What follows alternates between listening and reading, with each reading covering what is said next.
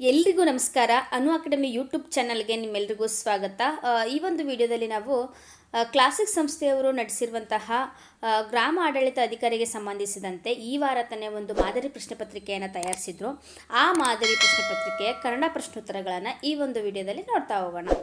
ಮೊದಲನೆಯ ಪ್ರಶ್ನೆ, ಗಜಾಶ್ವರಥಗಳು ಎಂಬಲ್ಲಿರುವಂತಹ ಸಮಾಸ ಯಾವುದು? ಯಾವ ಸಮಾಸ ಕಂಡುಬರ್ತದೆ ಇಲ್ಲಿ ಅಂತಂದರೆ ದ್ವಿಗು ಸಮಾಸ, ತತ್ಪುರುಷ ಸಮಾಸ, ದ್ವಂದ್ವ ಸಮಾಸ, ಬಹುವ್ರೀಹಿ ಸಮಾಸ. ಈ ಗಜಾಶ್ವರಥಗಳು ಎಂಬುದರಲ್ಲಿ ಯಾವ ಒಂದು ಸಮಾಸ ಕಂಡುಬರ್ತದೆ ಅಂತಂದರೆ ಆಯ್ಕೆ 3 ದ್ವಂದ್ವ ಸಮಾಸ ಕಂಡುಬರುತ್ತದೆ. ದ್ವಿಗು ಅಂದರೆ ನಿಮಗೆಲ್ಲ ಗೊತ್ತು, ಸಂಖ್ಯೆ ಕಂಡು ಬರುವಂಥದ್ದು. ಬಹುರ್ವಿಹಿ ಅಂತಂದರೆ ಒಂದು ವಿಶೇಷತೆಯನ್ನು ಹೇಳುವಂಥದ್ದು.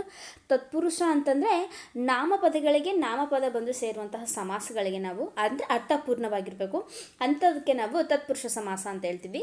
ದ್ವಂದ್ವಕ್ಕೆ ನಾವು ಗಜ, ಅಶ್ವ, ರಥಗಳು ಅಂತ ನಾವು ಇದನ್ನು ಬಿಡಿಸಿ ಅಶ್ವರಥಗಳು ಅಂತ ಹೇಳೋದನ್ನ ನಾವು ಬಿಡಿಸ್ಬರ್ದಾಗ ಗಜ, ಅಶ್ವ, ರಥಗಳು ಅಂತ ನಾವು ಬಿಡಿಸ್ಬರ್ತೀವಿ. ಇಂತಹ ಒಂದು ಪದಗಳು ದ್ವಂದ್ವ ಸಮಾಸಕ್ಕೆ ಉದಾಹರಣೆ ಆಗಿರ್ತವೆ. ಓಕೆ, ಮುಂದಿನ ಪ್ರಶ್ನೆ, 4ನೆಯ 10ನೆಯವು ಡ್ಯಾಶ್ ಅಂದರೆ ಇದು ಯಾವ ಒಂದು ವಾಚಕ ಆಗಿರ್ತದೆ ಅಂತ? ಸಂಖ್ಯಾವಾಚಕ, ಪರಿಮಾಣವಾಚಕ, ಸಂಖ್ಯೆಯ ವಾಚಕ, ಪ್ರಕಾರವಾಚಕ. ಈ ಒಂದು ಪ್ರಶ್ನೆಗೆ ಸರಿಯಾದ ಉತ್ತರ ಬಂದ್ಬಿಟ್ಟು ಆಯ್ಕೆ 3 ಸಂಖ್ಯಾವಾಚಕ. 1, 2 ಅಂತ ಬಂದರೆ ಅದು ಸಂಖ್ಯಾವಾಚಕ ಆಗಿರ್ತದೆ. ಎಷ್ಟು, ಇಷ್ಟು ಅಂತ ಹೇಳ್ತೀವಲ್ಲ ಅದು ಪರಿಮಾಣವಾಚಕ ಇರ್ತದೆ. ಪ್ರಕಾರವಾಚಕಗಳು ಬೇರೆ ರೀತಿ ಉದಾಹರಣೆಗಳು ಕಂಡುಬರ್ತವೆ. ಮುಂದಿನ ಪ್ರಶ್ನೆ, ವರ್ಧಂತಿ ಇದರ ಸಮಾನಾರ್ಥಕ ಪದ ಏನು? ವರ್ಧಂತಿ ಅಂತಂದರೆ ಗಾಳಿ ಸುದ್ದಿನೋ, ಹಂತಿನೋ, ಹುಟ್ಟುಹಬ್ಬನ ಅಥವಾ ಕರಿದಂತನ. ಈ ಒಂದು ಪ್ರಶ್ನೆಗೆ ಸರಿಯಾದ ಉತ್ತರ ಬಂದ್ಬಿಟ್ಟು ಆಯ್ಕೆ 3 ಹಾಗಂದರೆ ಹುಟ್ಟುಹಬ್ಬ ಅಂತ ಅರ್ಥವನ್ನು ತಿಳಿಸ್ಕೊಡ್ತದೆ. ಮಾಡು ಎಂಬ ಧಾತುವಿನ ಕ್ರಿಯಾಪದದ ವಿದ್ಯಾರ್ಥಕ ರೂಪ ಯಾವುದು? ಮಾಡನು, ಮಾಡೆನು, ಮಾಡಲಿ, ಮಾಡದು. ಈ ಒಂದು ಪ್ರಶ್ನೆಗೆ ಸರಿಯಾದ ಉತ್ತರ ಬಂದ್ಬಿಟ್ಟು ಆಯ್ಕೆ 3 ಅಂದರೆ ಮಾಡಲಿ. ಅಂದರೆ ವಿದ್ಯಾರ್ಥಕ ರೂಪ ಅಂತಂದರೆ ಆರ್ಡರ್ ಮಾಡುವಂಥದ್ದು. ಆರ್ಡರ್ ಮಾಡುವುದಕ್ಕೆ ನಾವು ವಿದ್ಯಾರ್ಥಕ ರೂಪ ಅಂತ ಹೇಳ್ತೀವಿ. ಮಾಡನು ಅಂತಂದ್ರೆ ಅದು ಸಂಭವನಾರ್ಥಕ ಆಗ್ತದೆ. ಮಾಡಲಿ ಎನ್ನುವುದು ವಿದ್ಯಾರ್ಥಕ ರೂಪ ಆಗಿರ್ತದೆ. 5ನೇ ಪ್ರಶ್ನೆ, ರಾಮನೇ ಇದನ್ನು ನೀನೇ ಹೇಳಬೇಕು. ಗೆರೆ ಎಳೆದಂತಹ ಪದದಲ್ಲಿರುವಂತಹ ಅವ್ಯಯ ಯಾವುದು? ರಾಮನೇ, ನೇ ಎನ್ನುವಂಥ ಬಂದಿದೆ. ಇದಕ್ಕೆ ಸಂಬಂಧಿಸಿದಂತೆ ಆನ್ಸರ್ ಬಂದುಬಿಟ್ಟು ಭಾವಸೂಚಕ ಅವ್ಯಯನೋ ಅಥವಾ ಕ್ರಿಯಾವಾಚಕ ಅವ್ಯಯನೋ ಅಥವಾ ಅವಧಾರಣಾರ್ಥಕ ಅವ್ಯಯನ ಅಥವಾ ಪ್ರಶ್ನಾರ್ಥಕ ಅವ್ಯಯನ. ರಾಮನೇ ಎನ್ನುವ ಪದಕ್ಕೆ ಯಾವ ಅವ್ಯಯ ಕಂಡುಬರ್ತದೆ ಅಂತಂದರೆ ಇಲ್ಲಿ ಆಯ್ಕೆ 3 ಅಂದರೆ ಅವಧಾರಣಾರ್ಥಕ ಅವ್ಯಯ ಆಗಿರ್ತದೆ ಇದು. ಮುಂದಿನ ಪ್ರಶ್ನೆ, ಬರೆ ಎಂಬ ಧಾತುವಿನ ಸಂಭವನಾರ್ಥಕ ಕ್ರಿಯಾಪದ ಯಾವುದು? ಬರೆಯನು, ಬರೆಯಲಿ, ಬರೆದೇನು, ಬರೆಯಿರಿ. ಈ ಒಂದು ಸಂಭವನಾರ್ಥಕ ಪದ ಬಂದ್ಬಿಟ್ಟು ಆಯ್ಕೆ 3 ಬರೆದೇನು ಎನ್ನುವ ಪದವು ಬರೆ ಎಂಬುದರ ಸಂಭವನಾರ್ಥಕ ಕ್ರಿಯಾಪದ ಆಗಿರ್ತದೆ. ಓಕೆ, ದೇವರೇ ನನಗೆ ಮಾರ್ಗ ತೋರಿಸು ಎಂಬ ವಾಕ್ಯದಲ್ಲಿ ದೇವರೇ ಡ್ಯಾಶ್ ವಿಭಕ್ತಿ ಪ್ರತ್ಯಯದಲ್ಲಿ ಕಂಡುಬರುತ್ತದೆ. ಚತುರ್ಥಿ ವಿಭಕ್ತಿ ಪ್ರತ್ಯಯನ ಅಥವಾ ಸಪ್ತಮಿನೋ ಅಥವಾ ಸಂಬೋಧನನ ಅಥವಾ ಷಷ್ಠಿನ. ಇಲ್ಲಿ ಯಾವ ಒಂದು ವಿಭಕ್ತಿ ಪ್ರತ್ಯಯ ಕಂಡು ಬಂದಿದೆ ಅಂತಂದರೆ ಆಯ್ಕೆ 3 ಅಂದರೆ ಸಂಬೋಧನ. ಇಲ್ಲಿ ಏನು ಸೂಚಿಸಿದೆ ಅಂತಂದರೆ ಎ ಎನ್ನುವುದು ಸಂಬೋಧನ ವಿಭಕ್ತಿ ಪ್ರತ್ಯಯ ಆಗಿರ್ತದೆ. ಚತುರ್ಥಿ ಬಂದುಬಿಟ್ಟು ಗೆ ಎನ್ನುವ ಅರ್ಥವನ್ನು ನೀಡ್ತದೆ. ಸಪ್ತಮಿ ಬಂದುಬಿಟ್ಟು ಅಲ್ಲಿ ಎನ್ನುವುದನ್ನು ತೋರಿಸ್ತದೆ. ಹಾಗೆಯೇ ಷಷ್ಠಿ ಬಂದ್ಬಿಟ್ಟು ಸೊ ಹಾಗಾಗಿ ಈ ಒಂದು ಪ್ರಶ್ನೆಗೆ ಸರಿಯಾದ ಉತ್ತರ ಬಂದ್ಬಿಟ್ಟು ಆಯ್ಕೆ 3 ಸಂಬೋಧನ. ಓಕೆ, ಮುಂದಿನ ಪ್ರಶ್ನೆ, ಆಕಾಶದಿಂದ ನಕ್ಷತ್ರವು ಬಿದ್ದಿತು ಎಂಬ ವಾಕ್ಯದಲ್ಲಿ ವಿಭಕ್ತಿ ಪ್ರತ್ಯಯ ಯಾವುದು? ಆಕಾಶದಿಂದ ನಕ್ಷತ್ರವು ಬಿದ್ದಿತ್ತು. ಇಲ್ಲಿ ಯಾವ ಒಂದು ವಿಭಕ್ತಿ ಪ್ರತ್ಯಯ ಕಂಡು ಬಂದಿದೆ ಅಂತಂದರೆ ಪಂಚಮಿ. ಅಂದರೆ ಬಿದ್ದಿತ್ತು ಹೂವು ಒಂದು ಬಂದಿದೆ, ಹಾಗಾಗಿ ಪಂಚಮಿಯು ಈ ಒಂದು ವಿಭಕ್ತಿ ಪ್ರತ್ಯಯ ಆಗಿರ್ತದೆ. 9ನೇ ಪ್ರಶ್ನೆ, ಕೌರವನು ಪಾಂಡವರನ್ನು ದ್ವೇಷಿಸಿ ವಂಶವನ್ನೇ ಹಾಳು ಮಾಡಿದನು. ಇದು ಸಾಮಾನ್ಯ ವಾಕ್ಯನ ಅಥವಾ ಮಿಶ್ರ ವಾಕ್ಯನೋ ಅಥವಾ ಸಂಯೋಜಿತ ವಾಕ್ಯನೋ ಯಾವುದು ಅಲ್ಲ. ಇದು ಯಾವ ಒಂದು ವಾಕ್ಯಕ್ಕೆ ಸಂಬಂಧಿಸಿದೆ ಅಂತಂದರೆ ಸಮ್ಮಿಶ್ರ ವಾಕ್ಯ. ಅಂದರೆ ಕೌರವನು ಪಾಂಡವರನ್ನು ದ್ವೇಷಿಸಿ, ನೋಡಿ ಇಲ್ಲಿ ಕಾಮ ಕಂಡು ಬಂದಿದೆ, ಹಾಗಾಗಿ ಇದು ಸಮ್ಮಿಶ್ರವಾಗಿ ಆಗಿರ್ತದೆ.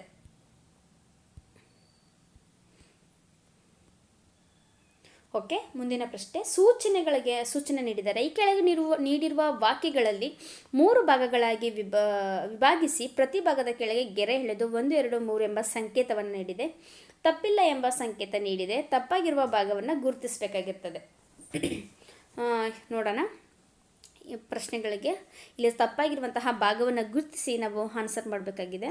10ನೆಯ ಪ್ರಶ್ನೆ ಬಂದುಬಿಟ್ಟು ಆಯ್ಕೆ 4, ಅಂದರೆ ತಪ್ಪಿಲ್ಲ. ಆ ಮಗುವಿನ ಶರೀರ ಮಧುರವಾಗಿದೆ, ಇದು ಸರಿಯಾಗಿದೆ, ಹಾಗಾಗಿ ಇಲ್ಲಿ ತಪ್ಪಿಲ್ಲ. ಸೊ ಆನ್ಸರ್ ಬಂದುಬಿಟ್ಟು ತಪ್ಪಿಲ್ಲ. ಓಕೆ, 11ನೇ ಪ್ರಶ್ನೆ. ದಿಕ್ಕುಗಳ ಹೆಸರನ್ನು ಸೂಚಿಸುವ ಶಬ್ದಗಳೇ ದಿಗ್ವಾಚಕಗಳು. ಇಲ್ಲಿಗೂ ಆನ್ಸರ್ ಬಂದುಬಿಟ್ಟು ಆಯ್ಕೆ 2, ಸೂಚಿಸುವ ಶಬ್ದಗಳೇ. ಇದು ತಪ್ಪಾಗಿದೆ, ಹಾಗಾಗಿ ಆನ್ಸರ್ ಬಂದುಬಿಟ್ಟು ಸೂಚಿಸುವ ಶಬ್ದಗಳು. ಓಕೆ, ಮುಂದಿನ ಪ್ರಶ್ನೆ 12ನೇ ಪ್ರಶ್ನೆ. ಪ್ರಾಚಾರ್ಯರು ಕಾಲೇಜಿನ ರೂಪುರೇಷಣವನ್ನು ಬದಲಾಯಿಸಿದರು. ಈ ಒಂದು ಪ್ರಶ್ನೆಗೆ ಕಾಲೇಜಿನ ರೂಪುರೇಷ ಇಲ್ಲಿದೆಯಲ್ಲ, ಇದು ತಪ್ಪಾಗಿರುವಂತಹ ಪದ ಆಗಿರ್ತದೆ, ಹಾಗಾಗಿ 2ನೇದು ಸರಿಯಾದ ಉತ್ತರ. ಓಕೆ, 13ನೇ ಪ್ರಶ್ನೆ ಬಂದುಬಿಟ್ಟು ನಾನು ಸರ್ಕಾರಿ ಪದವಿ ಪೂರ್ವ ಕಾಲೇಜಿನಲ್ಲಿ ಓದುತ್ತಿದ್ದೇನೆ. ನಾನು ಸರ್ಕಾರಿ ಪದವಿ ಪೂರ್ವ ಕಾಲೇಜಿನಲ್ಲಿ ಓದುತ್ತಿದ್ದೇನೆ ಅಂತ ಇದೆ. ಇದಕ್ಕೆ ತಪ್ಪಾಗಿರೋ ಪದ ಬಂದುಬಿಟ್ಟು ಆಯ್ಕೆ 2, ಅಂದರೆ ಪದವಿ. ಪದವಿ ಬಂದುಬಿಟ್ಟು ಈ ಪದವಿ ಸರಿ, ಇಲ್ಲಿ ಪುಲ್ಲಿ ಇದೆ, ಹಾಗಾಗಿ ಇದು ತಪ್ಪಾಗಿದೆ. ಓಕೆ, ಮುಂದಿನ ಪ್ರಶ್ನೆ. ಕೊಟ್ಟಿರುವ ಪದಗಳಿಗೆ ವಿರುದ್ಧಾರ್ಥಕ ಪದವನ್ನು ಬರಿಬೇಕು ನಾವು. ಆರಕ್ಷಕ ಎಂಬ ಪದಕ್ಕೆ ವಿರುದ್ಧಾರ್ಥಕ ಪದ ಬಂದುಬಿಟ್ಟು ಆಯ್ಕೆ 2, ಆರಕ್ಷಕ. ಆಮೇಲೆ ಜ್ಯೇಷ್ಠ ಎನ್ನುವ ಪದಕ್ಕೆ ವಿರುದ್ಧಾರ್ಥಕ ಪದ ಬಂದುಬಿಟ್ಟು ಆಯ್ಕೆ 1, ಕನಿಷ್ಠ. ಓಕೆ, ಅಗ್ರಜ ಪದದ ವಿರುದ್ಧಾರ್ಥಕ ಪದ ಬಂದುಬಿಟ್ಟು ಆಯ್ಕೆ 4, ಅನುಜ ಎಂಬ ಅರ್ಥವನ್ನು ವಿರುದ್ಧಾರ್ಥಕ ಪದ ಆಗಿರ್ತದೆ. ಓಕೆ, 17ನೇ ಪ್ರಶ್ನೆ. ಕೃತ್ರಿಮ. ಈ ಒಂದು ಪ್ರಶ್ನೆಗೆ 4 ಆಯ್ಕೆಗಳಿವೆ. ಅಕೃತ್ರಿಮ, ಅನಾಕೃತ್ರಿಮ, ಕರ್ತೃ, ಕರ್ತಾರ. 4 ಆಯ್ಕೆಗಳಲ್ಲಿ ಈ ಒಂದು ಪ್ರಶ್ನೆಗೆ ಸರಿಯಾದ ಉತ್ತರ ಬಂದ್ಬಿಟ್ಟು ಆಯ್ಕೆ 1, ಅಕೃತ್ರಿಮ. ಓಕೆ, ಮುಂದಿನ ನೋಡೋಣ. ಕೆಳಗೆ ಕೊಟ್ಟಿರುವ ಪದಗಳು ಯಾವ ಭಾಷೆಯಿಂದ ಬಂದಿದೆ ಎಂಬುದನ್ನು ಗುರುತಿಸಬೇಕು. ಜಮೀನು, ಇದು ಯಾವ ಭಾಷೆಯ ಪದ ಆಗಿರ್ತದೆ? ಜಮೀನು ಎನ್ನುವ ಪದ ಯಾವ ಭಾಷೆಯಿಂದ ಬಂದಿದೆ ಅಂತಂದರೆ ಇದೊಂದು ಪದವು ಹಿಂದೂಸ್ತಾನಿ. ಇಂತಹ ಪ್ರಶ್ನೆಗಳು ಸ್ಪರ್ಧಾತ್ಮಕ ಪರೀಕ್ಷೆಗಳಲ್ಲಿ ಹಲವಾರು ಪ್ರಶ್ನೆಗಳನ್ನು ಕೇಳಿರ್ತೀವಿ. ಹಾಗಾಗಿ ಇಂತಹ ಪ್ರಶ್ನೆಗಳನ್ನು ನಾವು ನೋಡ್ಕೋತಾ ಹೋದರೆ ನಾವು ಕನ್ನಡ ಪ್ರಶ್ನೋತ್ತರಗಳನ್ನು ನಾವು ನೀಟಾಗಿ ಆನ್ಸರ್ ಮಾಡ್ಬೋದು. ಇಂತಹ ಪ್ರಶ್ನೆಗಳಿಗೆ ನಾವು 8th, 9th, 10th ಇದೆಯಲ್ಲ ಕನ್ನಡ ಬುಕ್ಸಲ್ಲಿ, ಅಂತಹ ಪುಸ್ತಕಗಳಲ್ಲಿ ಯಾವ ಪದ ಯಾವ ಭಾಷೆಯಿಂದ ಬಂದಿದೆ ಅಂತ ಇರ್ತವೆ. ನಾವು ಅದನ್ನು ಸರಿಯಾಗಿ ಓದ್ಕೊಂಡ್ರೆ ಇಂತಹ ಪ್ರಶ್ನೆಗಳಿಗೆ ನಾವು ಸುಲಭವಾಗಿ ಉತ್ತರ ನೀಡ್ಬೋದು. ಓಕೆ, ಹಾಸ್ಪಿಟಲ್, ಇದು ಯಾವ ಭಾಷೆಯ ಪದ ಆಗಿದೆ? ಹಾಸ್ಪಿಟಲ್ ಎನ್ನುವುದು ಇದೊಂದು ಪೋರ್ಚುಗೀಸ್ ಭಾಷೆ ಆಗಿರ್ತದೆ. ಮುಂದಿನ ಪ್ರಶ್ನೆ. ದಕ್ಷಿಣ ಎನ್ನುವುದು ಯಾವ ಭಾಷೆಯ ಪದ ಅಂತಂದರೆ ಆಯ್ಕೆ 2, ಇದೊಂದು ಸಂಸ್ಕೃತ ಪದ. ಓಕೆ, 21ನೇ ಪ್ರಶ್ನೆ ನೋಡೋಣ ನಾವು. ಹುಡುಗ ಹಳ್ಳದಲ್ಲಿ ಬಿದ್ದನು. ಗೆರೆಳೆದ ಪದವನ್ನು ಚತುರ್ಥಿಗೆ ಪಲ್ಲಟ ಮಾಡಿದಾಗ. ಗೆರೆ ಅಂತಂದರೆ ಹಳ್ಳದಲ್ಲಿ, ಇದು ಸಪ್ತಮಿಯಲ್ಲಿದೆ. ಇದನ್ನು ನಾವು ಚತುರ್ಥಿಗೆ ಬದಲಿಸಬೇಕು. ಹುಡುಗ ಹಳ್ಳಕ್ಕೆ ಬಿದ್ದನು, ಹುಡುಗ ಹಳ್ಳದಲ್ಲಿಯೇ ಬಿದ್ದನು, ಹುಡುಗ ಹಳ್ಳದಲ್ಲಿ ಬಿದ್ದನೆ, ಹುಡುಗ ಹಳ್ಳದಾಗ ಬಿದ್ದನು. ಈ ಒಂದು ಪ್ರಶ್ನೆಗೆ ಸರಿಯಾದ ಉತ್ತರ ಬಂದ್ಬಿಟ್ಟು ಆಯ್ಕೆ 1, ಅಂದರೆ ಹುಡುಗ ಹಳ್ಳಕ್ಕೆ. ನೋಡಿ ಇಲ್ಲಿ ಕೆ ಎನ್ನುವ ಪದ ಬಂದಿದೆ, ಹಾಗಾಗಿ ಇದು ಚತುರ್ಥಿ ವಿಭಕ್ತಿಯ ಪ್ರತ್ಯಯ ಬಂದ್ಬಿಟ್ಟು ಕೆ. ಇಲ್ಲೇ ಅಲ್ಲಿ ಅನ್ನುವ ಪದ ಇತ್ತು, ಅಂದರೆ ಸಪ್ತಮಿ ವಿಭಕ್ತಿ ಪ್ರತ್ಯಯ ಇತ್ತು. ಅದನ್ನು ನಾವು ಚತುರ್ಥಿ ವಿಭಕ್ತಿಗೆ ಬದಲಾವಣೆ ಮಾಡಿದಾಗ ಹಳ್ಳಕ್ಕೆ ಎಂಬುವ ಅರ್ಥವನ್ನು ನೀಡುತ್ತದೆ. ಹಾಗಾಗಿ ಈ ಒಂದು ಪ್ರಶ್ನೆಗೆ ಸರಿಯಾದ ಉತ್ತರ ಬಂದ್ಬಿಟ್ಟು ಹುಡುಗ ಹಳ್ಳಕ್ಕೆ ಬಿದ್ದನು. ಓಕೆ, ಮುಂದಿನ ಪ್ರಶ್ನೆ. ಕಿವಿಯಿಂದೆ ಕೇಳ್ದರೆ ಎಂಬುದನ್ನು ತೃತೀಯದಿಂದ ಪಂಚಮಿಗೆ ಪಲ್ಲಟಿಸಿದಾಗ. ಕಿವಿಯಿಂದೆ ಕೇಳ್ದರ್ ಎಂಬುದನ್ನು ತೃತೀಯದಿಂದ ಪಂಚಮಿಗೆ, ಇದು ತೃತೀಯ ವಿಭಕ್ತಿ ಪ್ರತ್ಯಯದಲ್ಲಿ ಕಂಡು ಬಂದಿದೆ. ಇದನ್ನು ನಾವು ಪಂಚಮಿಗೆ ಬದಲಾಯಿಸಬೇಕು. ಕಿವಿ ಅತ್ತನಿಂ ಕೇಳ್ದರ್, ಕಿವಿ ಅತ್ತನಿಂದಂ ಕೇಳ್ದರ್, ಕೇಳ್ದರ್ ಕಿವಿ ಅತ್ತನಿಂ ಕೇಳಲ್ಪಟ್ಟಿತು. ಈ ಒಂದು ಪ್ರಶ್ನೆಗೆ ಸರಿಯಾದ ಉತ್ತರ ಬಂದ್ಬಿಟ್ಟು ಆಯ್ಕೆ 2. ಕಿವಿ ಅತ್ತನಿಂದಂ ಕೇಳ್ದರ್ ಇದೊಂದು ಹಳೆಗನ್ನಡ ವಿಭಕ್ತಿ ಪ್ರತ್ಯಯ ಆಗಿರ್ತದೆ. ಹಾಗಾಗಿ ಹಳೆಗನ್ನಡ ವಿಭಕ್ತಿ ಪ್ರತ್ಯಯದಲ್ಲಿ ಪಂಚಮಿ ಬಂದ್ಬಿಟ್ಟು ಹತ್ತನಿಮೆ ಎನ್ನುವ ಒಂದು ಅರ್ಥವನ್ನು ನೀಡ್ತದೆ. ಸೊ ಕಿವಿ ಅತ್ತನಿಂದಂ ಕೇಳ್ದರ್ ಎನ್ನುವ ಒಂದು ಆಯ್ಕೆ ಈ ಒಂದು ಪ್ರಶ್ನೆಗೆ ಸರಿಯಾದ ಉತ್ತರ ಆಗಿರ್ತದೆ. ಓಕೆ, ಮುಂದಿನ ಪ್ರಶ್ನೆ. ಅಲ್ಲಿ ಮಂಗ ಇದೆ ಗೆರೆ ಎಳೆದ ಪದವನ್ನು ಸಂಬೋಧನಾ ವಿಭಕ್ತಿಗೆ ಪಲ್ಲಟಿಸಿ ಬಹುವಚನದಲ್ಲಿ ಬರೆದಾಗ. ಅಲ್ಲಿ ಮಂಗ ಇದೆ, ಬಹುವಚನ ರೂಪ ಯಾವುದಪ್ಪ? ಇಲ್ಲಿ 4 ಆಯ್ಕೆಗಳಿವೆ. ಈ 4 ಆಯ್ಕೆಗಳಲ್ಲಿ ಈ ಒಂದು ಪ್ರಶ್ನೆಗೆ ಸರಿಯಾದ ಉತ್ತರ ಬಂದ್ಬಿಟ್ಟು ಆಯ್ಕೆ 3. ಮಂಗಗಳಿರ ಅಂತ ಅರ್ಥ ನೀಡ್ತದೆ. ಅಂದರೆ ಅಲ್ಲಿ ಮಂಗಗಳಿರ ಅನ್ನುವ ಅರ್ಥವನ್ನು ನೀಡ್ತದೆ. ಸಂಬೋಧನಾ ವಿಭಕ್ತಿಗೆ ಇದು ಬಹುವಚನದಲ್ಲಿ ಬರೆಯಲಾಗ್ತದೆ. ಓಕೆ, ಮುಂದಿನ ಪ್ರಶ್ನೆ. ಗುರು ಲಘು ನಡುವಿರೆ ಈ ಒಂದು ಪ್ರಶ್ನೆಗೆ ಸರಿಯಾದ ಉತ್ತರ ಇದು ಯಾವ ಒಂದು ಗಣವನ್ನು ಹೊಂದಿದೆ? ಮನಗಣ, ಜರಗಣ, ಭಯಗಣ, ಸತಗಣ. ಈ ಒಂದು ಪ್ರಶ್ನೆಗೆ ಸರಿಯಾದ ಉತ್ತರ ಬಂದ್ಬಿಟ್ಟು ಆಯ್ಕೆ 3. ಇದೊಂದು ಜರಗಣ ಆಗಿರ್ತದೆ.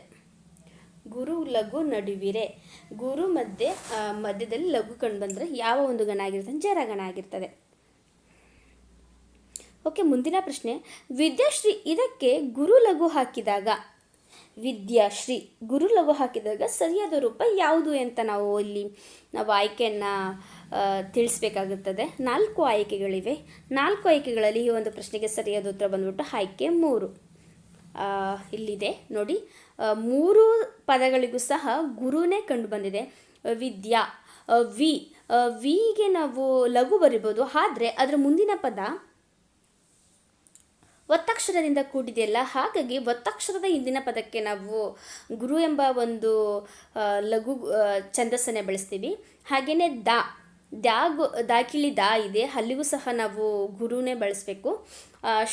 ಶ್ರೀನೂ ಸಹ ಒಂದು ದೀರ್ಘ ರೂಪದಲ್ಲಿ ಇರೋದ್ರಿಂದ ಅದಕ್ಕೂ ಸಹ ನಾವು ಗುರುನೇ ಬಳಸಬೇಕು. ಹಾಗಾಗಿ ಈ ಒಂದು ಪದಕ್ಕೆ ಸರಿಯಾದ ಉತ್ತರ ಬಂದ್ಬಿಟ್ಟು ಗುರು. 3 ಗುರು. ಹಾಗಾಗಿ 3ನೇದು ಸರಿಯಾದ ಉತ್ತರ ಆಗಿದೆ. ಮುಂದಿನ ಪ್ರಶ್ನೆ. ಬರಹೇಳ್ ಸಬಲನಂ ಪ್ರಬಲನಂ ಸಂಬಲನಂ ಇಲ್ಲಿ ಪ್ರಯೋಗವಾದ ಅಲಂಕಾರ ಯಾವುದು? 4 ಅಲಂಕಾರಗಳನ್ನು ಕೊಟ್ಟಿದ್ದಾರೆ. ಶಬ್ದ ಅಲಂಕಾರ, ಯಮಕ ಅಲಂಕಾರ, ಉಪಮಾ ಅಲಂಕಾರ, ದೃಷ್ಟಾಂತ ಅಲಂಕಾರ. ಈ ಬರಹೇಳ್ ಸಬಲನಂ ಪ್ರಬಲನಂ ಸಂಬಲನಂ ಎಂಬ ಒಂದು ಪದಕ್ಕೆ ಈ ಒಂದು ವಾಕ್ಯಕ್ಕೆ ಯಾವ ಅಲಂಕಾರ ಸರಿಯಾಗಿದೆ ಅಂತಂದರೆ ಆಯ್ಕೆ 2.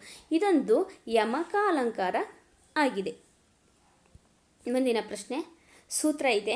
ಆ ಸೂತ್ರಕ್ಕೆ ತಕ್ಕಂತೆ ನಾವು ಛಂದಸ್ಸನ್ನು ತಿಳಿಸ್ಬೇಕು. ಅತಿಕರದಿಂ ನಜಂ ಬಜಜಂ ರದೆ ಢಾಶ್ ಎಂದಪರ್. ಯತಿಕರದಿಂ ನಜಂ ಬಜಜಂ ರದೆ ಡ್ಯಾಶ್ ಎಂದಪರ್. ಇದು ಯಾವ ರೀತಿಯ ಛಂದಸ್ಸಾಗಿದೆ ಅಂತ ನಾವು 6 ವೃತ್ತಗಳನ್ನು ನೋಡ್ಬೋದು. ಚಂಪಕಮಾಲ ವೃತ್ತ, ಮತ್ತೆಬಾವಿ ಕ್ರೀಡಿತ, ಉತ್ಪಲಮಾಲ ವೃತ್ತ, ಮಹಾಶ್ರಗ್ಧರೆ. ಈ 4 ಆಯ್ಕೆಗಳಲ್ಲಿ ಇದು ಯಾವ ಅಲಂಕಾರಕ್ಕೆ, ಯಾವ ಛಂದಸ್ಸಿಗೆ ಸರಿ ಬರ್ತದೆ ಅಂತಂದರೆ ಆಯ್ಕೆ 1 ಚಂಪಕಮಾಲ ವೃತ್ತ ಆಗಿರ್ತದೆ. ಈ ಒಂದು ಸೂತ್ರಕ್ಕೆ ಚಂಪಕಮಾಲ ಛಂದಸ್ಸಿಗೆ ನಾವು ಯತಿಕರದಿಂ ನಜಜಂ ಬಜಜಂ ಎಂಬ ಸೂತ್ರವನ್ನು ನಾವು ನೆನಪಲ್ಲಿ ಇಟ್ಕೊಂಡ್ರೆ ಈ ಒಂದು ಪ್ರಶ್ನೆಗೆ ಸರಿಯಾಗಿ ನಾವು ಸುಲಭವಾಗಿ ಆನ್ಸರ್ ಮಾಡ್ಬೋದು. ಓಕೆ, 28ನೇ ಪ್ರಶ್ನೆ ನೋಡೋಣ. ಅಲ್ಲದೆ ಹೊರತು ಆದುದರಿಂದ ಇವು ಡ್ಯಾಶ್. ಇವು ಅಲ್ಲದೆ ಹೊರತು ಎನ್ನುವುದು ಯಾವ ಒಂದು ಅವ್ಯಯ ಆಗಿರ್ತದೆ ಅಂತ ನೋಡಬೇಕು. ಇದು ಆಯ್ಕೆಗಳು ಬಂದುಬಿಟ್ಟು ಕ್ರಿಯಾವಾಚಕ ಅವ್ಯಯಗಳನ್ನು ಅಥವಾ ಸಂಬೋಧಯಕ ಅವ್ಯಯಗಳು ಅಥವಾ ಸಂಬಂಧಕ ಅವ್ಯಯಗಳು ಅಥವಾ ಅನುಕರಣ ಅವ್ಯಯಗಳು. ಅಲ್ಲದೆ ಹೊರತು ಎನ್ನುವುದು ಯಾವ ಒಂದು ಅವ್ಯಯಕ್ಕೆ ಸಂಬಂಧಿಸಿದೆ ಅಂತಂದರೆ ಆಯ್ಕೆ 3. ಅಂದರೆ ಇವುಗಳು ಸಂಬಂಧಕ ಅವ್ಯಯಗಳಾಗಿರ್ತವೆ. ಅಲ್ಲದೆ ಹೊರತು ಆದುದರಿಂದ ಅಂತೇಳಿ ಅಂದರೆ ಒಂದು ವಾಕ್ಯಕ್ಕೆ ಇನ್ನೊಂದು ವಾಕ್ಯಕ್ಕೆ ಸಂಬಂಧವನ್ನು ಕಲ್ಪಿಸುವಂತಹ ಪದಗಳಾಗಿರ್ತವೆ. ಹಾಗಾಗಿ ಇಂತಹ ಪದಗಳಿಗೆ ನಾವು ಸಂಬಂಧಕ ಅವ್ಯಯಗಳಂತ ಕರಿತೀವಿ. ಓಕೆ, ಮುಂದಿನ ಪ್ರಶ್ನೆ ನೋಡೋಣ ನಾವು. ಗುಂಪಿಗೆ ಸೇರದ ಪದವನ್ನು ಗುರುತಿಸಿ. 4 ರೀತಿಯ ಪದಗಳನ್ನ ಕೊಟ್ಟಿರ್ತೀವಿ. ಅದರಲ್ಲಿ ನಾವು ಯಾವ ಪದ ಗುಂಪಿಗೆ ಸೇರಿದ ಪದ ಅಲ್ಲ ಅಂತ ನಾವು ಕಂಡುಹಿಡಿದು ಈ ಪ್ರಶ್ನೆಗಳಿಗೆ ಆನ್ಸರ್ ಮಾಡಬೇಕಾಗುತ್ತೆ. ನೋಡಿ, ಆನ್ಸರ್ನ ಈಗ ನೋಡ್ತಾ ಹೋಗೋಣ ಆಯ್ಕೆಗಳನ್ನ. 29ನೇ ಪ್ರಶ್ನೆ ಬಂದುಬಿಟ್ಟು ಆಯ್ಕೆಗಳಿಗೆ ಸರಸರ, ಜನ, ಸುಯ್ಯನೆ, ಹೌದೌದು. ಈ ಒಂದು ಪ್ರಶ್ನೆಗೆ ಸರಿಯಾದ ಉತ್ತರ ಬಂದುಬಿಟ್ಟು ಆಯ್ಕೆ 4. ಹೌದು ಹೌದು ಹೌದು ಹೌದು ಎನ್ನುವ ಪದಕ್ಕೆ ಅರ್ಥ ಇದೆಯಲ್ವಪ್ಪ.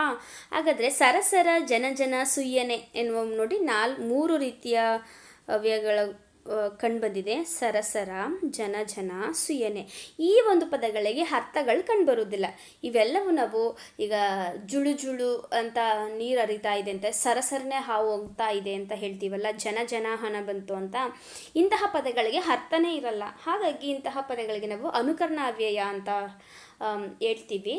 ಇವು ಅನುಕರಣ ಅವ್ಯಯಕ್ಕೆ ಕಂಡುಬರ್ತದೆ. ಆದರೆ ಹೌದು ಹೌದು ಎನ್ನುವುದು ಅನುಕರಣ ಅವ್ಯಯದಲ್ಲಿ ಕಂಡುಬರೋದಿಲ್ಲ. ಹಾಗಾಗಿ ಈ ಮೂರು ಸಹ ಒಂದಾಗಿರ್ತವೆ. ಈ 4ನೇ ಪದ ಇದೆಯಲ್ಲಪ್ಪ, 4ನೇ ಆಪ್ಷನ್ನು ಇದು ಬೇರೆಯಾದಂತಹ ಪದ. ಹಾಗಾಗಿ ಈ ಪ್ರಶ್ನೆಗೆ ಸರಿಯಾದ ಉತ್ತರ ಬಂದ್ಬಿಟ್ಟು ಹೌದು. ಓಕೆ, ಮುಂದಿನ ಪ್ರಶ್ನೆ ನೋಡೋಣ ನಾವು. 30ನೇದು ಒಂದು ಆಯ್ಕೆ ಬಂದುಬಿಟ್ಟು ಬಟ್ಟ ಬಯಲು, ತುತ್ತ ತುದಿ, ಕಡೆ ಕಡೆಗೆ, ದಗದಗನೆ. ನೋಡಿ 4 ಆಯ್ಕೆಗಳಿವೆ. ಈ 4 ಆಯ್ಕೆಗಳಲ್ಲಿ ಈ ಒಂದು ಪ್ರಶ್ನೆಗೆ ಸರಿಯಾದ ಉತ್ತರ ಬಂದ್ಬಿಟ್ಟು ಆಯ್ಕೆ 4 ಸರಿಯಾದ ಉತ್ತರ ಆಗಿರ್ತದೆ. ದಗದಗನೆ ಎನ್ನುವುದು. ಇನ್ನು 3 ರೀತಿಯ ಪದಗಳಿದೆಯಲ್ಲ, ಬಟ್ಟ ಬಯಲು, ತುತ್ತ ತುದಿ, ಕಡೆ ಕಡೆಗೆ, ಈ 3 ಪದಗಳು ಏನಂತ ಹೇಳ್ತೀವಿ ಅಂದರೆ ದ್ವಿರುಕ್ತಿ ಪದಗಳು ಅಂತ ಹೇಳ್ತೀವಿ. ಮೊಟ್ಟ ಮೊದಲು, ತುತ್ತ ತುದಿ, ಇದನ್ನು ಬಿಡಿಸ್ಬಾರ್ದಾಗ ನಾವೇನು ಈಗ ಮೊಟ್ಟ ಮೊದಲು ಅಂತ ಬರ್ದಾಗ ಅದನ್ನು ನಾವು ಬಿಡಿಸ್ಬಾರ್ದಾಗ ಮೊದಲು ಪ್ಲಸ್ ಮೊದಲು ಅಂತ ಹೇಳ್ತೀವಿ. ತುತ್ತ ತುದಿನ ತುದಿ ಪ್ಲಸ್ ತುದಿ ಅಂತ ಹೇಳಿದಾಗ ತುತ್ತ ತುದಿ ಅಂತ ಬರ್ತಿದೆ. ಬಟ್ಟ ಬಯಲು, ಬಯಲು ಪ್ಲಸ್ ಬಯಲು ಅಂತಂತ ನಾವು ಬರೆದಾಗ ಬಟ್ಟ ಬಯಲು ಬರ್ತದೆ. ಕಡೆ ಕಡೆಗೆ, ಕಡೆ ಪ್ಲಸ್ ಕಡೆಗೆ ಅಂತ ಹೇಳ್ತೀವಿ. ಈ ಮೂರು ಪದಗಳು ದ್ವಿರುಕ್ತಿ ಪದಗಳು. ಈ ದಗದಗನೆ ಎನ್ನುವುದು ಅನುಕರಣವೇ ಆಗಿರ್ತದೆ. ಸೊ ಈ ದಗದಗನೆ ಎನ್ನುವುದು ಈ ಗುಂಪಿಗೆ ಸೇರಿದ ಪದ ಆಗಿರೋದ್ರಿಂದ ಸರಿಯಾದ ಉತ್ತರ 4ನೇದಾಗಿರ್ತದೆ. ಓಕೆ, 31ನೇ ಪ್ರಶ್ನೆ. ಅಚಲ, ಗಿರಿ, ಶೈಲ, ಸುಮ. 4 ಆಯ್ಕೆಗಳಿವೆ. 4 ಆಯ್ಕೆಗಳಲ್ಲಿ ಈ ಒಂದು ಪ್ರಶ್ನೆಗೆ ಸರಿಯಾದ ಉತ್ತರ ಬಂದ್ಬಿಟ್ಟು ಆಯ್ಕೆ 4 ಸುಮ. ಅಚಲ, ಗಿರಿ, ಶೈಲ ಎನ್ನುವ ಒಂದು 3 ಅರ್ಥಗಳು ಒಂದಾಗಿರ್ತದೆ. ಸುಮ ಎನ್ನುವುದು ಬೇರೆ ಅರ್ಥ ಆಗಿರ್ತದೆ. ಹಾಗಾಗಿ ಈ ಒಂದು ಪದಕ್ಕೆ ಸರಿಯಾದ ಉತ್ತರ ಬಂದ್ಬಿಟ್ಟು ಆಯ್ಕೆ 4. ಓಕೆ, ನೆಕ್ಸ್ಟ್ ಕ್ವಶನ್ಸ್ನ ನೋಡೋಣ. ಕೆಳಗೆ ಕೊಟ್ಟಿರುವ ವಾಕ್ಯಗಳು ಕ್ರಮಬದ್ಧವಾಗಿಲ್ಲ. ಅರ್ಥ ಉಂಟಾಗುವಂತೆ ಗೆರೆ ಹಾಕಿ ಸೂಚಿಸಿದ ಭಾಗಗಳನ್ನು ಪುನಃ ಜೋಡಿಸಿ ಅವುಗಳ ಅನುಕ್ರಮವನ್ನು ಗುರುತಿಸಿ ಸರಿಯಾಗಿ ನಾವು ಬರೀಬೇಕಾಗಿರ್ತದೆ. ನೋಡಿ 32ನೇ ಪ್ರಶ್ನೆ ಬಂದುಬಿಟ್ಟು PQRS ಅಂತ ಇರ್ತದೆ. PQRS ನಾವು ಸರಿಯಾದ ಜೋಡಣೆಯಲ್ಲಿ ಜೋಡಿಸ್ಬೇಕಾಗಿರ್ತದೆ. ಕಲಿಯುತ್ತಿದ್ದಾಳೆ ಕೆಲಸವನ್ನು ಕಸೂತಿ ಸೀತೆ. ಇದನ್ನು ನಾವು ಅರ್ಥಪೂರ್ಣವಾಗಿ ಬರಿಬೇಕು. ಹಾಗಾಗಿ ಈ ಒಂದು ಪ್ರಶ್ನೆಗೆ ಸರಿಯಾದ ಉತ್ತರ ಬಂದ್ಬಿಟ್ಟು ಆಯ್ಕೆ 1 ಸರಿಯಾಗಿರ್ತದೆ. ಅಂದರೆ SRQP. SRQP ಅದರ ವಿರುದ್ಧವಾಗಿ ನಾವು ಬರ್ಕೋಬೇಕು. ಸೀತೆ ಕಸೂತಿ ಕೆಲಸವನ್ನು ಕಲಿಯುತ್ತಿದ್ದಾಳೆ. ಇದು ಸರಿಯಾದ ಉತ್ತರ ಆಗಿರ್ತದೆ. 1 2 3 4 SRQP ಇದು ಸರಿಯಾದ ಉತ್ತರ ಆಗಿರ್ತದೆ. 1ನೇದು. ಓಕೆ, ಮುಂದಿನ ಪ್ರಶ್ನೆ. ಕಷ್ಟಗಳನ್ನು ಕಂಡು ಜೀವನದಲ್ಲಿ ಬರುವ ಕಂಗಾಲಾಗದಿರಿ. ಈ ಒಂದು ಪ್ರಶ್ನೆಗೆ ಸರಿಯಾದ ಉತ್ತರ ಬಂದ್ಬಿಟ್ಟು ಆಯ್ಕೆ 4. 4ನೇ ಸರಿ ಅಂದರೆ QRPS. ಇದನ್ನು ನಾವು ವಾಕ್ಯನ ಸರಿ ಮಾಡಿ ನಾವು ಬರೆದಾಗ, ಒಂದು ವಾಕ್ಯ ಆಗಬೇಕು ಅಂದರೆ ಸರಿ ಮಾಡಿ ಬರೆದಾಗ ಯಾವ ರೂಪವನ್ನು ತಾಳ್ತದೆ ಅಂದರೆ ಜೀವನದಲ್ಲಿ ಬರುವ ಕಷ್ಟಗಳನ್ನು ಕಂಡು ಕಂಗಾಲಾಗದಿರಿ ಎನ್ನುವ ಒಂದು ವಾಕ್ಯ ಸರಿಯಾಗಿರ್ತದೆ. ಹಾಗಾಗಿ QRPS ಸರಿಯಾಗಿರ್ತದೆ. ಫಸ್ಟ್ 1 Q, 2ನೇದು ಬಂದ್ಬಿಟ್ಟು ಬರುವ S, ಆಮೇಲೆ 3ನೇದು ಬಂದ್ಬಿಟ್ಟು P, 4ನೇದು ಬಂದ್ಬಿಟ್ಟು S. ಓಕೆ, ಕೊನೆಯ 2 ಪ್ರಶ್ನೆಗಳನ್ನು ನೋಡೋಣ ಇವಾಗ ನಾವು. ಯಾರಾದರೂ ಅವರಿಗೆ ಉಗ್ರ ಶಿಕ್ಷೆ ನಕ್ಕ ಬಗ್ಗೆ ನೋಡಿ ಆಮೇಲೆ ನಕ್ಕ ಬಗ್ಗೆ ದೂರು ಬಂದರೆ ರಾಣಿಯ ಬಳಿಗೆ ಕಾದಿರುತ್ತಿತ್ತು. ಈ ಒಂದು ಪ್ರಶ್ನೆಗೆ ಸರಿಯಾದ ಉತ್ತರ ಬಂದ್ಬಿಟ್ಟು ಆಯ್ಕೆ 2. ಅಂದರೆ QSRP. Q ಇಲ್ಲಿದೆ ಅಲ್ಲ, ಫಸ್ಟ್ 1 ಇದು Q, S ಇದು 2ನೇದು, S 2ನೇದು, R 3ನೇದು, P ಇದೆಯಲ್ಲ ಇದು 4ನೇದು. ಅಂದರೆ ನಕ್ಕ ಬಗ್ಗೆ ರಾಣಿಯ ಬಳಿಗೆ ದೂರು ಬಂದರೆ ಅವರಿಗೆ ಉಗ್ರ ಶಿಕ್ಷೆ. ನೋಡಿ, ನಕ್ಕ ಬಗ್ಗೆ ರಾಣಿಯ ಬಳಿಗೆ ಕಾದಿರುತ್ತಿತ್ತು, ದೂರು ಬಂದರೆ ಅವರಿಗೆ ಶಿಕ್ಷೆ. ಸೊ ಆನ್ಸರ್ ಬಂದುಬಿಟ್ಟು 2ನೇದು QSRP. ಓಕೆ, ಕೊನೆಯ ಪ್ರಶ್ನೆ. ಎಲ್ಲರೂ ಮಾಡುವುದು ಹೊಟ್ಟೆಗಾಗಿ ಗೇಣು ಬಟ್ಟೆಗಾಗಿ ಎಂಬ ದಾಸವಾಣಿ ಬರೆದವರು ಯಾರು? ಆಯ್ಕೆಗಳು ಬಂದುಬಿಟ್ಟು ಪುರಂದರದಾಸರು, ಕನಕದಾಸರು, ಶಿಶುನಾಳ ಸರಿಪರು, ಹಾಗೆಯೇ ಜಗನ್ನಾಥದಾಸರು. 4 ಆಯ್ಕೆಗಳಲ್ಲಿ ಈ ಎಲ್ಲರೂ ಮಾಡುವುದು ಹೊಟ್ಟೆಗಾಗಿ ಗೇನು ಬಟ್ಟೆಗಾಗಿ ಎಂಬ ಒಂದು ದಾಸವಾಣಿಯನ್ನು ಅಂದರೆ ಕೀರ್ತನೆಯನ್ನು ರಚಿಸಿದವರು ಯಾರಪ್ಪ ಅಂತಂದರೆ ಈ ಒಂದು ಕೀರ್ತನೆ ರಚಿಸಿದವರು ಕನಕದಾಸರು. ಓಕೆ, ಪುರಂದರದಾಸರು ನಿಮಗೆಲ್ಲ ಗೊತ್ತಿದೆ. ಇವರೊಬ್ಬರು ಕನ್ನಡದ ಸಂಗೀತದ ಪಿತಾಮಹ ಅಂತ ಹೇಳ್ಬೋದು. ಈ ಹೊಟ್ಟೆಗಾಗಿ ಗೇಣು ಬಟ್ಟೆಗಾಗಿ ಎಂಬ ಕೀರ್ತನೆಯನ್ನು ರಚಿಸಿದವರು ಕನಕದಾಸರು.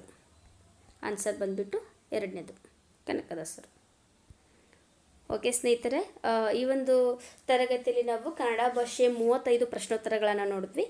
ಮುಂದಿನ ತರಗತಿಯಲ್ಲಿ ನಾವು ನೆಕ್ಸ್ಟು ಇದಕ್ಕೆ ಸಂಬಂಧಿಸಿದ ಮುಂದಿನ ತರಗತಿಯಲ್ಲಿ ಇನ್ನೊಂದಷ್ಟು ಕ್ವಶನ್ಸ್ನ ನೋಡೋಣ. ಇವತ್ತು ಮಾಡಿರುವಂತಹ ವಿಡಿಯೋ ನಿಮಗೇನಾದರೂ ಇಷ್ಟವಾಗಿದ್ದರೆ ವಿಡಿಯೋನ ಲೈಕ್ ಮಾಡಿ, ಶೇರ್ ಮಾಡಿ, ಚಾನಲ್ನ ಸಬ್ಸ್ಕ್ರೈಬ್ ಮಾಡಿ. ಸಿಗೋಣ ಮತ್ತೊಂದು ವಿಡಿಯೋದೊಂದಿಗೆ. ಎಲ್ಲರಿಗೂ ಧನ್ಯವಾದಗಳು.